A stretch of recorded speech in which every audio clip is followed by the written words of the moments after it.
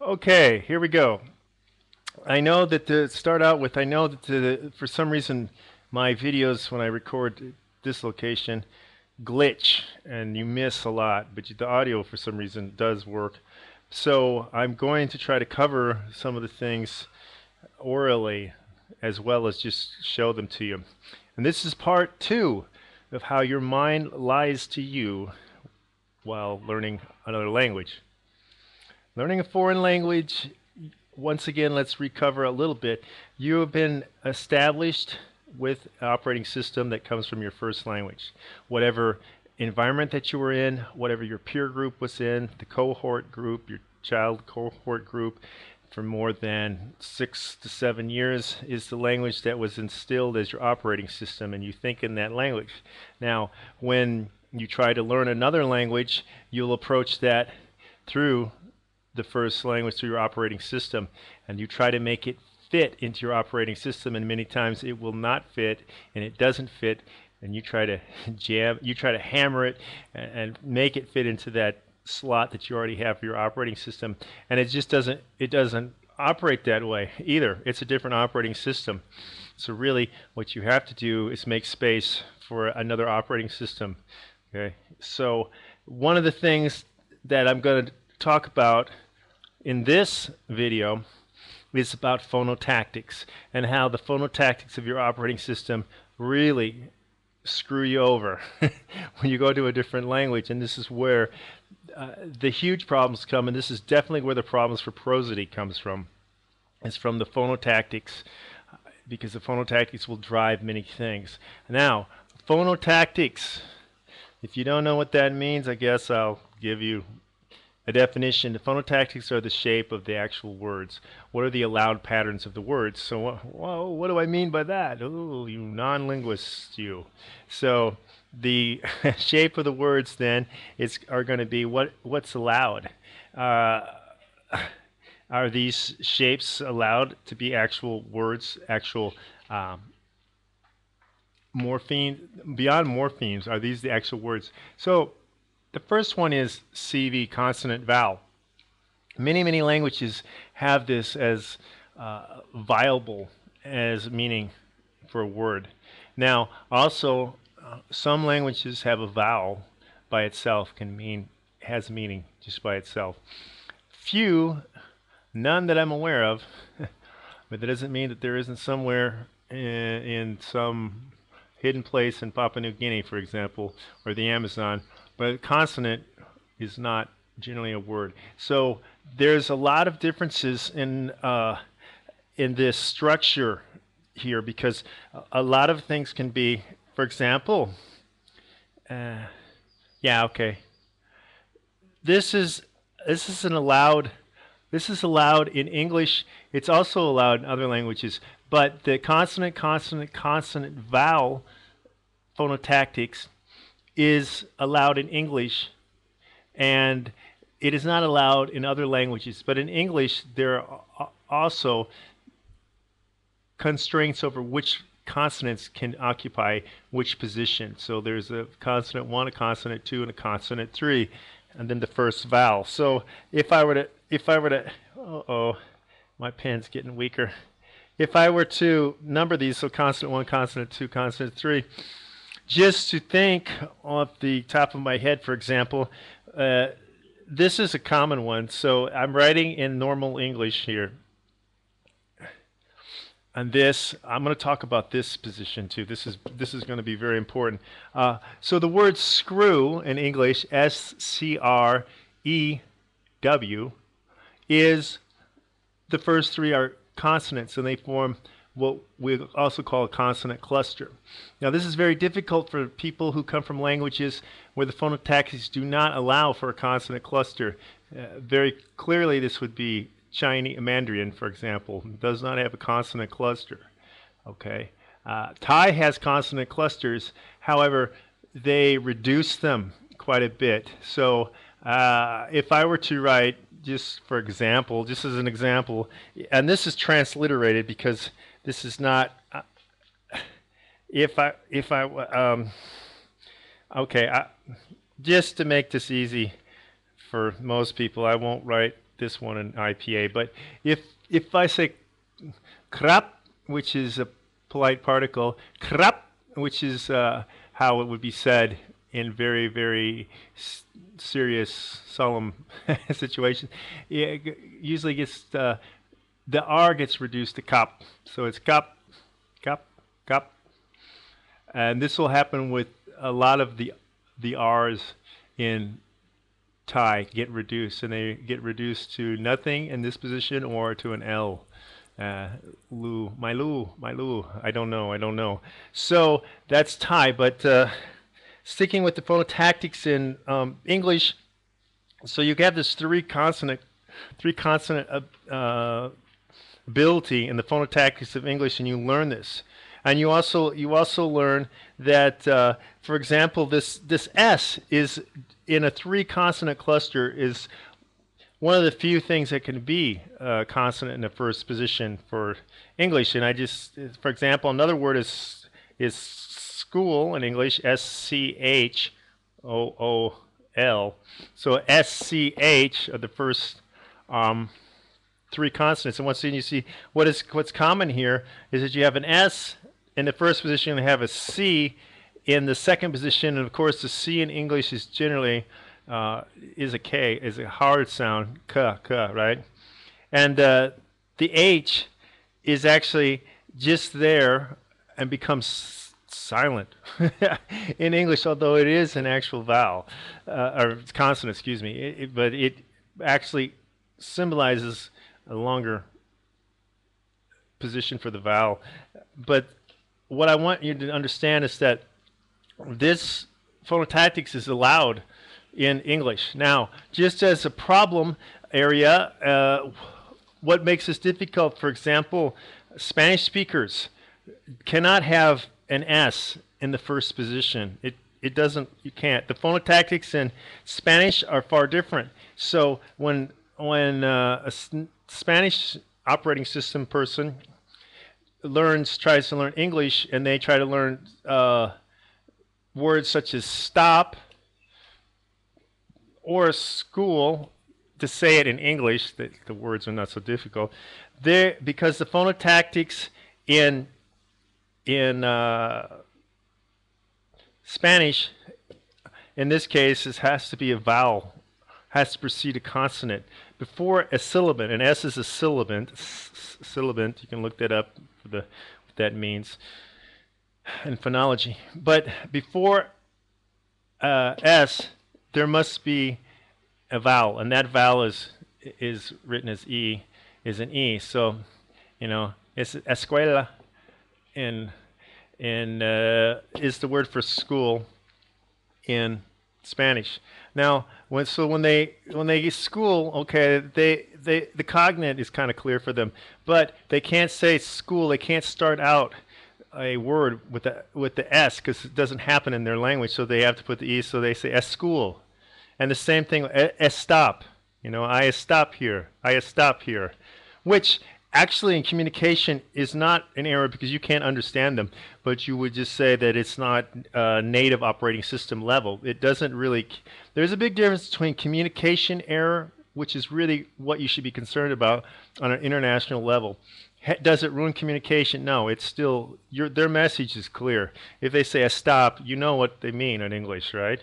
Because there is no other word that has this sound and with a different meaning. So it's okay. And as school is the same thing too. It doesn't matter. You just, native speakers of English want to make fun of that because basically they're monolinguals, and they don't, 98% are monolinguals or more. And they don't know about how difficult it is. But, so let's go to English speakers trying to learn, let's say, for example, okay, the Romance languages are generally want to end. They use the CV structure quite a bit, or in the case of Spanish, for example, they'll want the vowel, consonant, vowel.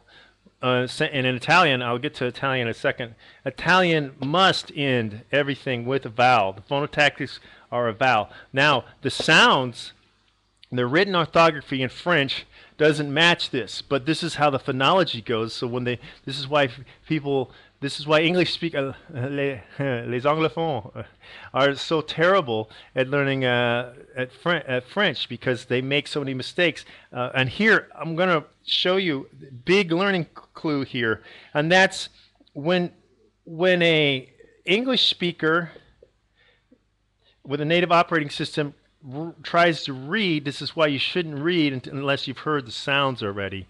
So, you know, reading before you understand the phonology of the language is incorrect, and you will destroy yourself, because your operating system will destroy your ability to be correct.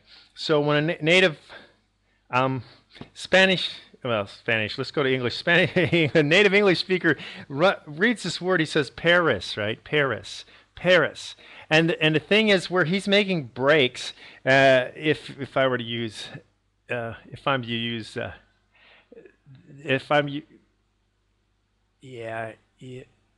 doing this. He's making breaks here on this is the IPA for Paris. He's making a break after the R. Okay, so when he tries to read this and thinks he's speaking French, he will put this section together, the PAR, and the IS as a separate section. So he'll actually, his stress and his pause will go along with how he envisions this, because in English you don't end on vowels, you end on consonants, and this is what screws everybody. Every English speaker has such a hard problem, especially in French, because it ruins how they sound, and it also their Spanish is not good either, because they have the same reason. I will get to that in a second. But so they see this as PAR break IS. Okay, so pair is, you know, that's how they see it. Now a French speaker or other Romance languages will see this as PA, because that's consonant vowel break. Then they're going to see RIS. Now, in modern French, this S doesn't exist. So what they have is it's consonant vowel, Paris. Okay, so Paris. Okay, that is how. If you can learn the phonotactics of the other language, you can switch your operating system to the other operating system, because once you've learned that most everything in French is looked at as consonant vowel, then you understand how to pronounce the words, and your rhythm, your prosody, your intonation will get better. And this is very clear. For example, like I was saying, in Italian, it's a must that everything must end with a vowel. So if you take a cognate, because especially if you know Spanish already, and if you know French, then Italian is not so difficult. But if you're just trying to learn Italian, which is a great language and probably has the best sound of any language in the world, I think, and in the rhythm and the prosody is great. So if you have favor, you have favor, but so you see that this is in English, you see CV, and then you have a C, V, C, right? So that's okay. But how this is going to be, what happens in English, I'm going to cover this too, is that English speakers want to end with the consonant at all times, so they will repeat the consonant sound even though it's not written here. So you will hear fave, vor, fave, you hear that fave? I've already said a V, and I've used it, you know, labial dental actually, fave, because it's voiced, and I will say fave, then vor, favor, and I will hit the second one with higher stress. So favor, you know, you want to favor. It's changing this. This is schwang almost. It's schwang, or it's doing that symbol in IPA, the I with the line through it. And so what happens here is that in Italian. In Italian, let's stick with Italian. Let's get crazy here and start going with every Romance language I happen to know. But in Italian, this phonotactics is impossible because it cannot. I told you it cannot end in a consonant, right? It has to end in a vowel. So we add a vowel here at the end. So what we get the a sound, and this is masculine in Italian, so it's il or un. So il favore, okay, il favore. Yeah. So the end is the a, and of course favore. It has that which switches where the stress is. Of course, it's different than English, and that makes its that phonotactics drives its intonation and prosody. Big secret I'm letting out to everybody here about phonotactics. Okay, so the there's yeah, I'm starting to think of, you can think of a lot of cognates in English that are similar, that Italian you just have to switch the end, and that's not true with every single word in the language. The lexicon, no. Actually, there's more actual word. If you know French, the lexicon is much closer to French than it is to English, and we have some words in English because of Norman conquest from Old French. So that's how our cognates would be with theirs, because English is originally a Germanic language, and it would not really mix with the Romance derived from Latin influenced languages. So anyway, the point being here is that when you understand the phonotactics and you know how to look at the phonotactics you know from other people's work, because all you YouTube people are doing languages that have been researched and analyzed. So all you have to do, gigantic clues here, free information, free, and this is nothing the other YouTube people know anything about. They have not talked about it. So the point is here, get a hold of the phonotactics. You can, and you can find out which shapes are permissible. When you learn that, then you can learn how to pronounce the words correctly. And when you hear them, you'll have a form to follow. So what that does is give you a template to create a different operating system. You cannot speak French with an English operating system. You cannot speak Spanish with an English operating system. You cannot speak Italian. You cannot speak any language correctly at a high level that is well understood. Because accents kill things, okay? They kill intelligibility. Now, native accents can change too. I mean, I'm not saying that. And that exactly, in English, the accents are mainly always around the vowels, how the vowels are said differently. Les voiles, vocales in Spanish, are said differently in different regions. Just for example, in North America, there's several different. In England, UK, there's huge numbers of variations of the accent.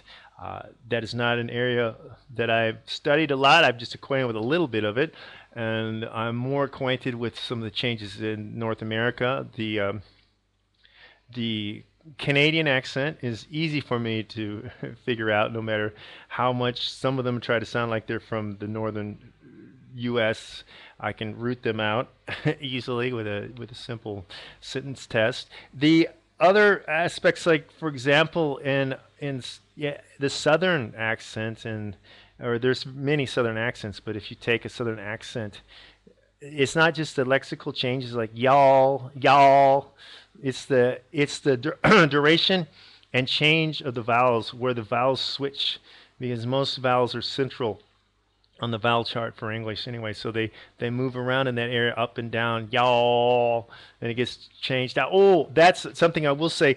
I wanted to say this now before I forget, because this has something to do with the French part and the Italian and Spanish, because I said to you that Italian must end in a vowel, right?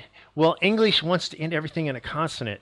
So when you have a word that's no, as in no, which is consonant vowel, English speakers don't want to do this, native English speakers. So what they want to do is they want to put if I were to write in, if you read that, you're reading now. But this is actually, if I put this in IPA now, it's changed. So what this becomes, this is known, this W in this case is known as a semi-vowel, and it creates a semi-vowel glide. But these semi-vowels are also called semi-consonants because they're in between the two. Okay, so what happens is that it's not a pure sound. It's not a pure sound like in Italian or Spanish or French. It's not no, no. It's no, no. And if you're someone like Stu J who can hear the pitches really well, you hear the pitch drop and the glide of the actual as it goes down. That's why it's called a semi-glide, semi-vowel glide, if I can speak correctly here at this time. And so what you have here, every English speaker cannot make pure vowel sounds. Pure vowel sounds do not exist in English. They're always glided. So anything like whoops, that would not be IPA. So let's just write the word cry. So in IPA it's like that. This is a semi. Ooh, it's a diphthong, okay? It's a diphthong, but it is made not as a clear diphthong. It glides down, cry, cry, cry. You know that I is I, and it glides downward. So if you know, for example, there, my point is that Italian must end in a vowel in its phonotactic structure, and English speakers must end with the consonant. And you'll understand why they, as English speakers with their operating system, have so many problems trying to learn languages that have differing phonotactics. And I've already told you, big clue on what to do with the phonotactics. So there you have it, part two, end of part two of how your mind lies to you when you learn and try to learn foreign languages.